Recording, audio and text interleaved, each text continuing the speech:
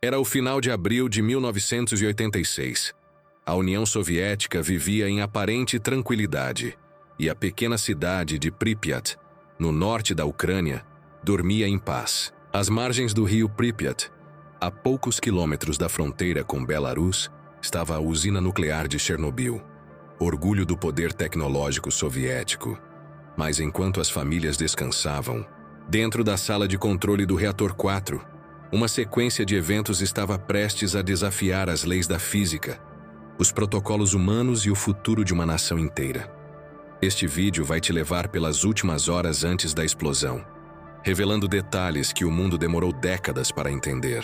Vamos falar sobre decisões que pareciam simples, mas que se transformaram em gatilhos fatais. Então, já deixa o like e se inscreve no canal, porque a história que você vai ouvir agora é a versão mais próxima da verdade, aquela que muitos documentos tentaram esconder. Fique até o final, porque o que realmente aconteceu naquela madrugada ainda causa arrepios até hoje. O reator 4 de Chernobyl era do tipo RBMK-1000, um modelo projetado para ser eficiente e de fácil construção em larga escala. Mas ele escondia um segredo, uma vulnerabilidade estrutural perigosa. Diferente de outros reatores ocidentais, o RBMK usava grafite como moderador e água como refrigerante. Uma combinação que, sob certas condições, podia criar instabilidade. Era uma máquina poderosa, mas difícil de domar. Na noite de 25 de abril de 1986, engenheiros soviéticos se preparavam para realizar um teste elétrico. O objetivo era simples: verificar se, em caso de queda de energia, as turbinas da usina poderiam continuar girando tempo suficiente para manter o reator resfriado até que os geradores de emergência entrassem em ação. O teste já havia sido feito antes, mas sem sucesso. E naquela noite, pressionados por prazos e protocolos burocráticos, decidiram tentar novamente. Por volta das 23 horas, o reator começou a ser desacelerado. A potência deveria ser reduzida para cerca de 700 megawatts térmicos, mas um erro de operação e uma falha de comunicação fizeram o nível de potência despencar para 30 megawatts, uma faixa perigosa, praticamente fora dos limites seguros. Para um RBMK, operar nessa faixa era como equilibrar uma faca em pé sobre uma mesa. Qualquer vibração podia fazê-la cair. Os operadores sabiam que o teste já não era seguro, mas o sistema soviético não permitia atrasos. Cancelar o teste seria um ato visto como incompetência. Então, decidiram continuar. Quando o reator entrou na faixa de baixa potência, outro fenômeno começou a agir silenciosamente. O xenônio tem 35. Esse gás é um subproduto da fissão nuclear e funciona como uma esponja de nêutrons. Ele absorve a radiação necessária para manter a reação em cadeia. E quando se acumula demais, o reator começa a perder força. O problema é que o xenônio não desaparece rapidamente. Para contornar isso, os engenheiros começaram a retirar manualmente as barras de controle, que são as rédeas do reator. Essas barras servem para absorver nêutrons e estabilizar a reação, mas ao serem retiradas aumentam a potência, e naquela noite, quase todas as barras foram puxadas para fora. Na prática, o reator ficou com menos de 10% das barras de controle inseridas, uma violação direta das normas de segurança. Eles conseguiram elevar a potência novamente para cerca de 200 megawatts, o suficiente para continuar o teste, mas o equilíbrio era ilusório. O reator estava como um animal ferido, calmo por fora, prestes a rugir por dentro, e o pior ainda estava por vir. Pouco depois da meia-noite, a equipe começou a preparar o teste elétrico. Para isso, sistemas automáticos de segurança foram desativados temporariamente, um procedimento arriscado, mas considerado necessário. As bombas de água, que resfriavam o núcleo, começaram a perder pressão à medida que a potência das turbinas diminuía. Isso reduziu o fluxo de água no reator, e o vapor começou a se formar nos tubos. O RBMK tinha uma característica perigosa chamada coeficiente de vazio positivo. Isso significa que quanto mais vapor dentro do núcleo, mais rápido a reação se intensifica. Era um ciclo vicioso. Menos água, mais vapor, mais potência, mais calor, ainda menos água. Naquela altura, o reator já estava em uma configuração instável.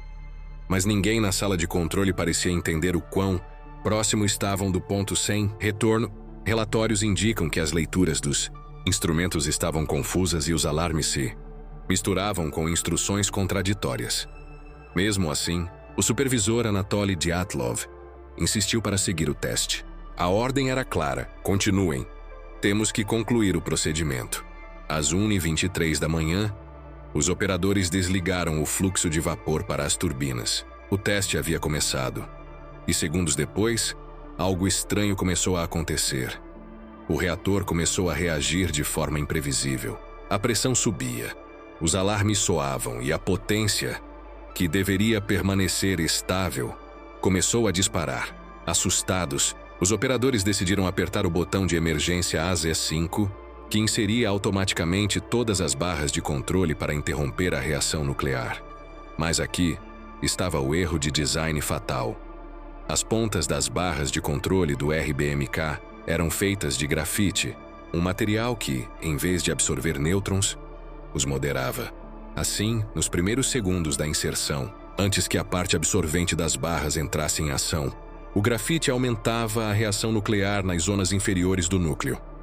Esse detalhe técnico, ignorado durante anos, foi o estopim boço. A potência do reator saltou para níveis incontroláveis. Os tubos de combustível superaqueceram, o vapor rompeu as tubulações e 2 explosões sucessivas destruíram o prédio.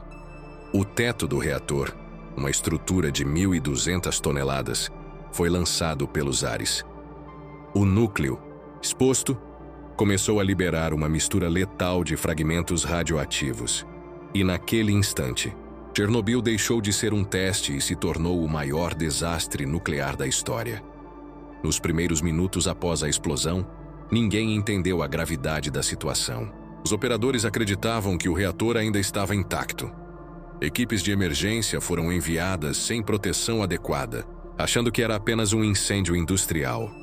Mas o brilho azul que cobria o prédio era o sinal da ionização do ar pela radiação intensa.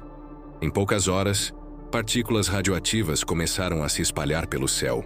No dia seguinte, moradores de Pripyat, ainda sem saber de nada, foram à escola, ao trabalho, e muitos até assistiram ao fogo do telhado da usina como se fosse um espetáculo distante. Evacuação só foi ordenada 36 horas depois. O mundo só soube oficialmente do acidente quando estações de monitoramento na Suécia detectaram níveis anormais de radiação e pressionaram Moscou por explicações. Os relatórios iniciais minimizaram o desastre, mas investigações internacionais, anos depois, revelaram a sequência exata de falhas, um teste mal planejado, um reator com defeitos de design, operadores mal informados, e uma cultura institucional baseada no medo e na obediência cega. A verdade que o mundo não ouviu por tanto tempo é que Chernobyl não foi apenas um acidente. Foi o resultado de um sistema que escondia seus próprios erros. Mesmo décadas depois, cientistas ainda estudam as consequências. A chamada Floresta Vermelha, próxima à usina, permanece uma das áreas mais contaminadas do planeta. E até hoje, o sarcófago de concreto cobre os restos do reator 4. Um lembrete sombrio de que, quando a arrogância humana desafia as leis da natureza, o preço pode durar gerações. Chernobyl mudou o mundo. Alterou políticas nucleares, destruiu a confiança pública e revelou o custo da negligência tecnológica. Mas o verdadeiro horror não está apenas na explosão, está nas horas anteriores, quando o desastre ainda podia ser evitado. O que aprendemos é que a verdade pode ser adiada, mas nunca apagada. Décadas depois, ainda há perguntas sem respostas, documentos classificados e vozes silenciadas. Mas cada vez que alguém revisita a história, mais perto chegamos de compreender o que realmente aconteceu. Se você ficou até aqui, deixe seu like, se inscreva e comente. Eu quero a parte 2. Os segredos após a explosão. Porque o que aconteceu depois do amanhecer daquele dia é ainda mais assustador do que você imagina. E essa é uma história para o próximo vídeo.